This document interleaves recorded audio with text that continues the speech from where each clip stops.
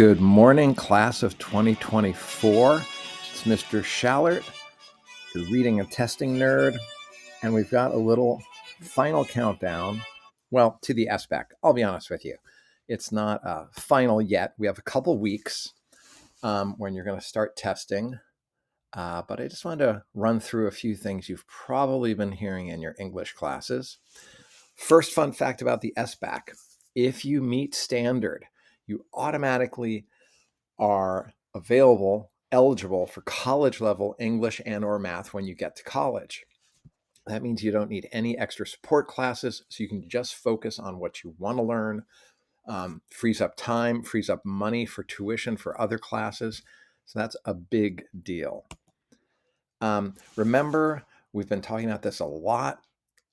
Before, during, and after, you always want to read the questions, first scanning the prompt to see what you actually need to do, and then scanning the stimulus, which is what they call the reading. This is for English. And then during the reading, you're going to focus on your purpose. What are they asking you to do? And then after, you answer the questions. So BDA. I know you've been hearing that a lot as well. Some random tips. Multiple choice tip number 1. When you're doing multiple choice on either English or math, PO, not Edgar Allan, but process of elimination. Remember, the more answers you can eliminate, the more likely you're to choose the right answer. You can make an educated guess should you need to. And there's almost always a Patrick answer, right? No offense, Patrick, but that's the one that's obviously wrong. By the way, if you haven't watched the episode yet, you should watch the Simpsons episode with the Raven. Great poem, great episode. There's even a tool to help you eliminate answers. Remember, throughout the test, you're going to have different tools available to you on the digital platform. For instance, you can strike through, so you can get rid of those answers. It's a little extra, but you can use it. Fun fact number 2, if you meet or exceed standard, that's get a 3 or a 4 on either English or math or both, you'll get a grade bump. So talk to your teachers about that. Bug them about it. It's a really good incentive to do well, to try your best on the test. Sometimes you might listen to a recording. Remember, sometimes you might look at a chart, but whatever they give you, your job is to make sense of it. That's on both English and math, right? Test tip number 2. Like I said, there are different platforms. So you can always see in a tutorial what the question is asking you to do, right? So if you're not sure, wait, what do I do here? Use that tool. Number 3, there's a notepad. So you can write notes, like if you're listening to somebody read something to you, or if you're reading 3 different articles or whatever, you can make notes on your note catcher and save it so that you have your ideas. Remember, you're also going to get scratch paper the day of the test, so don't stress on that.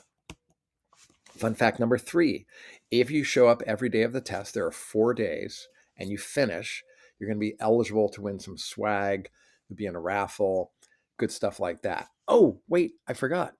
Also, if you get meets and or exceeds on both tests, you're going to get a special, like when you graduate, they have these special like ropes. I'm sorry, I'm totally blanking on what the official name is, but it will stand out that you got meets and exceeds on both English and math. So if you do, when you graduate, you'll get a special thing to wear over your robe. Remember, this is probably the most important thing, which is don't work harder than you need to, right? They're often going to give you these long reading passages, and you're going to feel like, oh, I got to read this boring article. No, you don't. Make sure you read what the question is, what they're asking you to do. Don't believe the hype, like Public Enemy said. Sorry, it takes a bit to get there, but it's worth it.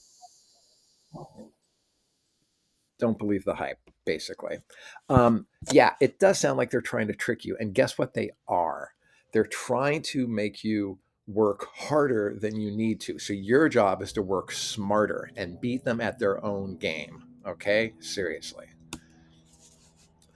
Number 4, really importantly, let go of your old thinking about testing, right? For instance, oh, the answer is usually C, or the longest answer is the correct answer, or eeny, meeny, miny, mo, or I'm just going to pick all of the above.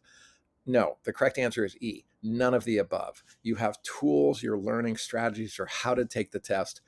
Don't go into this like it's just a regular standardized test, because you are being trained how to do better than that. So to recap, you're going to find out if you're college ready. Remember, if you're not yet, that's okay, because 12th grade, you'll know what to focus on. You can improve your grades. If you're an English learner, this can help you reclassify. You can satisfy those entry-level college requirements, which earns you credits and basically saves you money. And bottom line, you can also proudly represent yourself, Roosevelt, your family, and the community.